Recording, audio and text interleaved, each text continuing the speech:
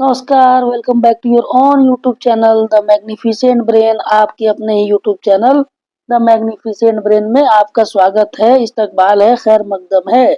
आज हम अपने इस वीडियो में बात करने वाले हैं कि प्रधान शिक्षक और प्रधानाध्यापक का वेतन कितना बढ़ना चाहिए, कितना बढ़ना आवश्यक है, वेतन बढ़ोतरी में किन बातों को ध्यान में रखना आवश्यक है, बल्कि यूं कहे कि अति आवश्यक है, ऐसा सरकार को करना ही चाहिए। तो आइए शुरू करते हैं अपने इस वीडियो को। और उससे पहले हम आपको बता दें कि आप हमें Facebook page, Telegram channel, Telegram group इत्यादि पर भी फॉलो कर सकते हैं। वहां हमसे सीधे जुड़ सकते हैं, अपने राय को रख सकते हैं, अपने प्रश्नों को रख सकते हैं।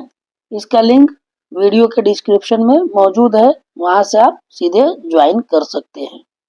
जैसा कि आप सभी को मालूम है कि विशिष्ट शिक्षक से पहले होने की संभावना थी प्रधान शिक्षक और प्रधानाध्यापकों की ज्वाइनिंग, पर ऐसा नहीं हो सका। इसके पीछे बहुत सारे कारण रहे और उनमें से एक प्रमुख अगर कोई कारण था तो वो था प्रधान शिक्षक और प्रधानाध्यापकों का वेतन संरचना।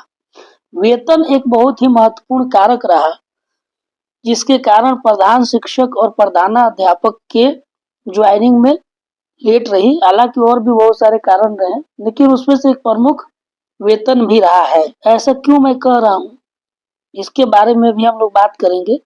क्योंकि प्रधान शिक्षक और प्रधानाध्यापक के वेतन के निर्धारण में वित्त विभाग से परामर्श का दौर चल रहा था।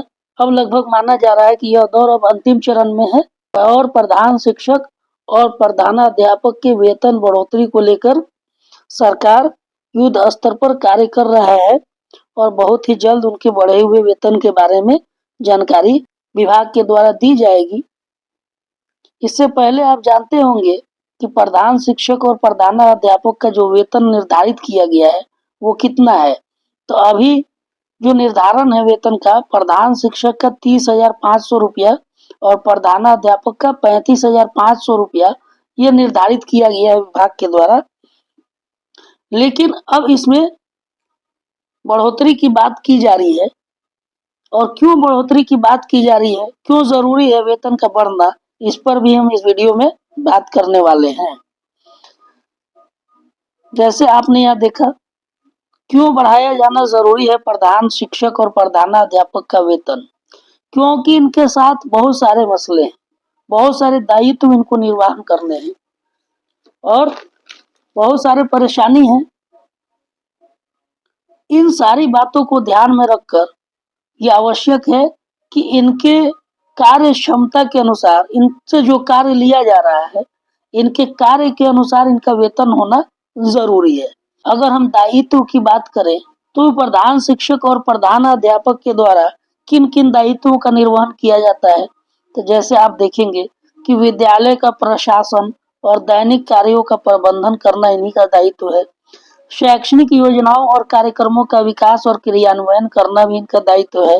शिक्षकों को मार्गदर्शन और समर्थन देना भी दायित्व है। स्कूल की नीतियों और नियमों का विकास और रख रखाव करना भी इन्हीं का दायित्व है।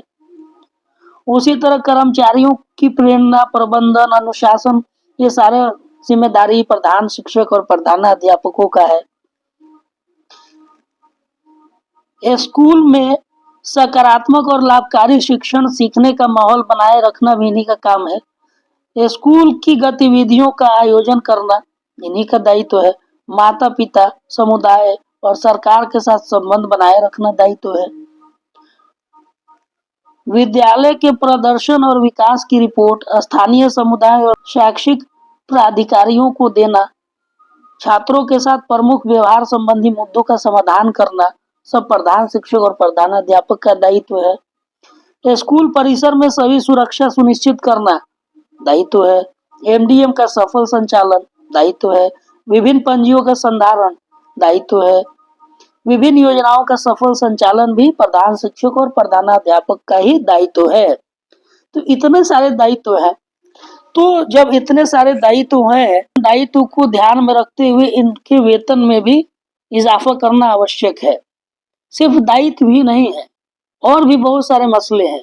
जैसे अगर हम बात करें कि विद्यालय स्तर पर प्रधान शिक्षक और प्रधानाध्यापक का पद सबसे बड़ा होता है, और जब सबसे बड़ा होगा तो इनके पद के अनुसार इनका वेतन भी अधिक होना जरूरी है। सिर्फ पद बड़ा हो जाने से काम नहीं चलेगा, पद बड़ा रहे और इससे नीचे के जो सहायक शिक्षक हैं उनका वेतन इनसे ज्यादा रहे तो एक थोड़ा सा असमानता का भाव उत्पन्न हो जाता है। पद के अनुसार इनका वेतन होना चाहिए, यह लाजिम है। इसके अलावा दूसरा एक और समस्या है कि विशिष्ट शिक्षक के तौर पर योगदान करने वाले शिक्षकों से अधिक वेतन होना भी जरूरी है। नहीं तो बहुत सारे शिक्षक जो विशेष शिक्षक भी बन गए हैं और प्रधान शिक्षक या प्रधानाध्यापक के पद पर भी ज्वाइन करने वाले हैं। तो अगर प्रधान शिक्षक और प्रधानाध्यापक के पद पर ज्वाइन कब करेंगे? तब करेंगे जब उनका वेतन विशिष्ट शिक्षक के वेतन से अधिक होगा। नहीं तो क्या करेंगे? प्रधान शिक्षक और प्रधानाध्यापक के पद को नहीं ज्वाइन कर पाएंगे क्योंकि इसमें बहुत सारे दायित्वों का निर्वहन है, जबकि एक शिक्षक के तौर पर इतने सारे दायित्व का निर्वहन नहीं करना है। अल्प वेतन में इतने बड़े दायित्व का निर्वहन करना उचित प्रतीत नहीं होगा, तो ऐसे लोग विशेष शिक्षक के तौर पर ही रहना पसंद करेंगे। तो ये जरूरी है कि अगर सरकार प्रधान शिक्षक और प्रधानाध्यापक के पद पर ज्वाइनिंग कराना चाहती है तो वेतन में आशातीत बढ़ोतरी करे।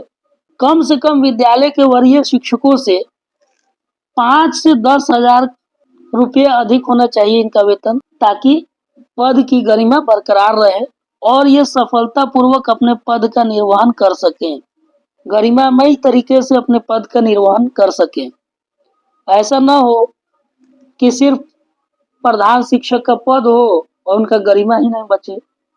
तो गरिमामय पद का निर्वहन के लिए इनके वेतन की बढ़ोतरी करना आवश्यक है, और यदि विशिष्ट शिक्षक के वेतन में इजाफा होता है तब भी इनके बीच पर्याप्त अंतर होना आवश्यक है। अगर विशिष्ट शिक्षक के तौर पर कोई योगदान कर रहा है तो विशिष्ट शिक्षक के तौर पर योगदान करने के बाद अगर सरकार उनके वेतन में बढ़ोतरी करती है, जो कि लग रहा है कि आने वाले समय में करेगी, तो उस वेतन बढ़ोतरी के बावजूद भी विशिष्ट शिक्षक और प्रधान शिक्षक के वेतन में पर्याप्त अंतर होना चाहिए। कम से कम तो 5,000 का अंतर तो होना चाहिए वेतन बढ़ोतरी के बाद भी। इसके अलावा भी प्रधान शिक्षक के और भी बहुत सारे कार्य हैं, तो उनके कार्यों को और दायित्वों को देखते हुए यूं कहें कि इन सभी बातों को ध्यान में रखकर ही प्रधान शिक्षक और प्रधानाध्यापक के वेतन का निर्धारण होना चाहिए। अगर अभी की बात करें, अभी अगर सरकार वेतन में बढ़ोतरी करना चाहती है तो कितना संभवतः कितना होना चाहिए? इससे पहले हम एक और बात आपको बता दें कि बिहार प्रारंभिक विद्यालय प्रधान शिक्षक नियमावली 2024 के कड़िका 9 के अनुसार कहा गया है कि प्रधान शिक्षक का वेतन और अन्य भत्ते वित्त विभाग के परामर्श से निर्धारित किया जाएगा। तो इसके लिए इनके नियमावली में भी यह स्पष्ट है कि वित्त विभाग के परामर्श से इनका वेतन निर्धारित किया जाएगा। तो पूर्व में जो वेतन निर्धारित किया गया है वो अभी के परिप्रेक्ष्य में पर्याप्त नहीं प्रतीत हो रहा है, तो इनके वेतन में भारी इजाफा देखने को मिल सकती है। वित्त विभाग के परामर्श के अनुसार मूल वेतन में कितनी बढ़ोतरी हो सकती है, तो अगर हम बात करें अभी के परिप्रेक्ष्य में तो प्रधान शिक्षक का वेतन कम से कम 37,500 से 40,500 के बीच में बढ़ोतरी होने की संभावना है, कि कम से कम 37,500 नहीं तो 40,500 अगर रहेगा तो और ज्यादा बेहतर है।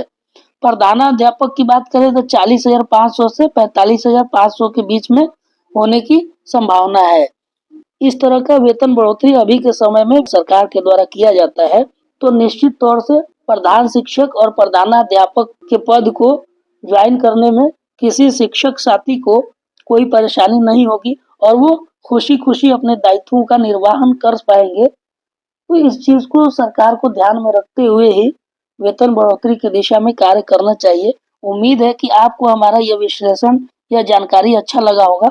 यदि अच्छा लगा है हमारी इस वीडियो को लाइक कीजिए, शेयर कीजिए और हमारे इस यूट्यूब चैनल को सब्सक्राइब कीजिए। मिलते हैं इसी प्रकार के जानकारी भरे अन्य वीडियो में, तब तक के लिए हमें दीजिए अनुमति। धन्यवाद। Thank you for watching.